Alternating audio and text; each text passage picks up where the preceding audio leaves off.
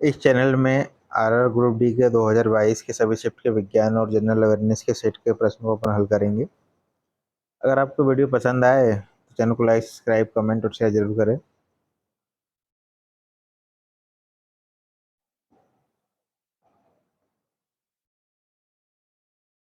पहला क्वेश्चन है 17 अगस्त 2022 शिफ्ट का पहला क्वेश्चन है, निम्नलिखित में से कौन सी अभिक्रिया उदासीकरण अभिक्रिया का उदाहरण नहीं है? HPr4 plus 3KOH K3PO plus 3O। तो इसका आंसर आएगा ऑप्शन सेकेंड। इसका आंसर आएगा answer second, CaO plus H2O is equal to CaOH2। निम्नलिखित चित्र में से दर्शाई गई पादप कोशिकाओं से हम अपजित उत्पाद कहाँ पा सकते हैं? तो ये एक चित्र दिया था, इसका उत्तर है सेकेंड। तिक तिर्क में मध्य तत्व होता है। परमाणु द्रव्यमान पहले और तीसरे तत्व के योग के बराबर होता है। पहले तत्व के परमाणु द्रव्यमान का दोगुना होता है। तीसरे तत्व के परमाणु द्रव्यमान का दोगुना होता है। पहले और तीसरे तत्व का औसत परमाणु। इसका आंसर आएगा पहले और तीसरे तत्व का औसत परमाणु। Answer number 4। क्वेश्चन नंबर 4 है, निम्नलिखित में से किस संक्रमण में वायरस प्रतिरक्षा तंत्र में पाया जाता है और उसके कार्य को क्षति पहुंचाता है? कैंसर है, मलेरिया है, HIV एड्स है और आंत्र ज्वर है। तो इसका जो आंसर आएगा वो आएगा एड्स। नेक्स्ट क्वेश्चन देखें, चंद्रमा की सतह से एक अंतरिक्ष यात्री को आकाश कैसा दिखाई देता है? नीला, सफेद, काला, लाल। तो इसका उत्तर आएगा काला दिखाई देता है। अंतरिक्ष से एक यात्री को, चंद्रमा की सतह से अंतरिक्ष यात्री को आकाश कैसा दिखाई देता है? इसका उत्तर आएगा काला। नेक्स्ट है, लार में निम्नलिखित में से कौन सा एंजाइम स्टार्च को तोड़ता है जो एक जटिल अणु है तथा सरल शर्करा देता है?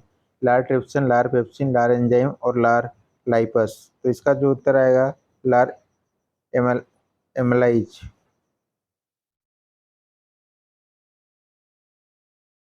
नेक्स्ट है, निम्नलिखित में से कौन सा कथन गलत है? मेथेनाइल अम्ल बिछुआ पौधों पत्ती द्वारा स्त्रावित होता है। एसिटिल अम्ल सिरके में पाया जाता है। जब मुंह का पीएच मान 5 से कम होता है दांतों में सड़न शुरू हो जाता है। मुंह में मौजूद बैक्टीरिया मुंह में मौजूद बचे हुए भोजन कणों को विघटन से उत्पाद करते हैं। तो इसका जो आंसर आएगा वो आना चाहिए, ये pH 5 तो सही है इसका। एसिटिक अल सिरके में पाया जाता है, ये भी सही है। हाँ, तो आंसर डी, मुंह में मौजूद बैक्टीरिया मुंह में मौजूद बचे हुए भोजन कणों के विघटन से उत्पादन करते हैं। नेक्स्ट देखते हैं, प्रकाश संश्लेषण के लिए निम्नलिखित में से कौन सा घटक आवश्यक है? तो ऑक्सीजन, जल, सूर्य प्रकाश और क्लोरोफिल। ये ओरोफिल नहीं और एक क्लोरोफिल है, इसमें डैश नहीं है। सेकेंड है कार्बन डाइऑक्साइड, जल, सूर्य प्रकाश और ऑक्सीजन की। ये ऑक्सीजन गलत लिखा हुआ है। ऑक्सीजन, कार्बन डाइऑक्साइड, जल, सूर्य प्रकाश और क्लोरोफिल। कार्बन डाइऑक्साइड, जल, ऑक्सीजन और क्लोरोफिल। तो इसका आंसर है प्रकाश संश्लेषण में कौन सा घटक आवश्यक होता है? तो इसका आंसर है कार्बन डाइऑक्साइड, जल, सूर्य प्रकाश और क्लोरोफिल।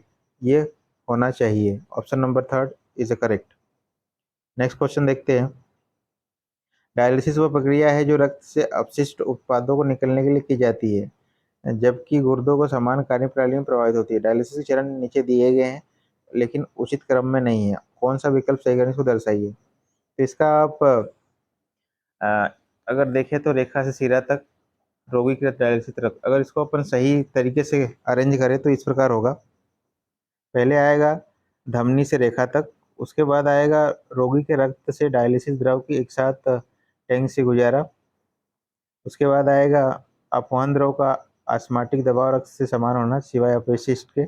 उसके बाद रक्त से अपशिष्ट उत्तर डायलिसिस ध्रुव चले जाना और लास्ट में आएगा ए। अगर अपन इसको देखें तो इस प्रकार से आना चाहिए, CBED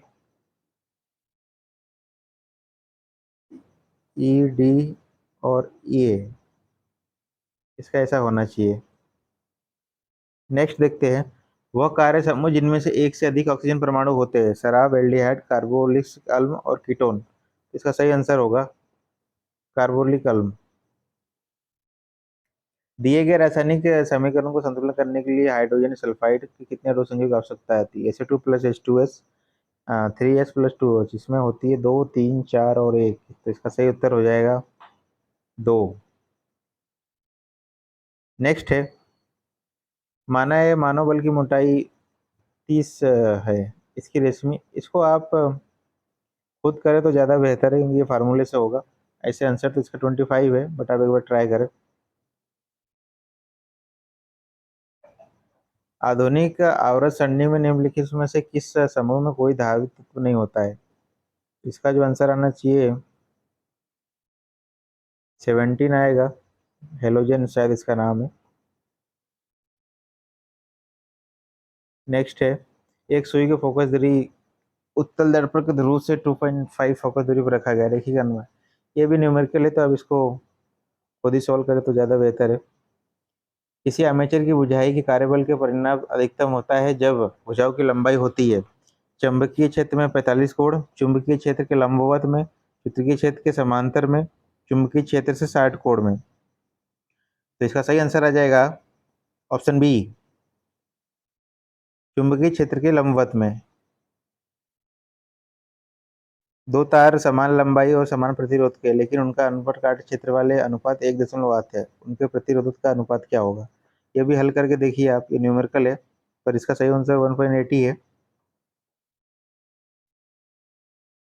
की कुंडली धारा की दिशा बदलने के लिए कम्यूटेटर का उपयोग किया जाता है? इसमें केवल डीसी, केवल डीसी, केवल एसी, केवल डीसी मोटर। इसका सही आंसर आएगा डीसी मोटर और डीसी जनरेटर दोनों। छोटे कण और अधिक बिखरते हैं, दूसरी ओर बड़े कण रंग के प्रकाश में सबसे और प्रकाश का सबसे अलग बिखरते हैं। तो इसका है लाल नारंगी, हरा, बैगनी, नीला, लाल नारंगी, बैगनी, नीला, हरा, पीला, लाल नारंगी, बैगनी, नीला। तो इसका आंसर आएगा बैगनी, नीला, लाल और नारंगी। Option B is a correct. Next question, धातुओं की अभिक्रियाशीलता श्रृंखला के अनुसार निम्नलिखित में कौन सी धातु सबसे कम अभिक्रियाशील है? इसका उत्तर आएगा, ऑप्शन देख लेते हैं पहले। ऑप्शन है सीसा, जस्ता, मैग्नीशियम, लोहा। इसका उत्तर आएगा सीसा। नेक्स्ट क्वेश्चन है, उदासीनीकरण अभिक्रिया के मुख्य उत्पादक क्या है? CO2 9 और नमक CO2, H2 और नमक, O2 और नमक, N2 और नमक। इसका सही उत्तर आएगा ऑप्शन बी, H2O और नमक। नेक्स्ट क्वेश्चन है, ये न्यूमेरिकल है, इसको आप खुद से करें ताकि कभी नेक्स्ट टाइम आए तो आपको इसकी प्रैक्टिस अच्छी हो जाए। एक ही सामग्री की दो तारों पर विचार, ये भी न्यूमेरिकल, इसका आंसर वैसे 7.2 आएगा, बट एक बार आप अगर खुद करें तो ज़्यादा बेहतर होगा। ध्वनि तरंगे जिसकी आवृत्ति 20 हर्ट्ज से कम होती है उन्हें अवस्थांग तरंग कहा जाता है। इसका आंसर याद है 20 होना चाहिए। नेक्स्ट क्वेश्चन, यूकार्योटिक कोशिका में कोशिका चक्र के किसके चरणों को दूरी चरण कहा जाता है जहां गुणसूत्र विपरीत ध्रुवों तक पहुंचते हैं और डीएनए के पतले स्टेट में खुल जाते हैं, स्पिंडल फाइबर लुप्त हो जाते हैं और नाभिकीय झिल्ली जाल में प्रकट हो जाते हैं? इसका आंसर आएगा एनाफेज, प्रोपोफेज, टेलीफोज, प्रोफेज। इसका आंसर आएगा टेलीफोज।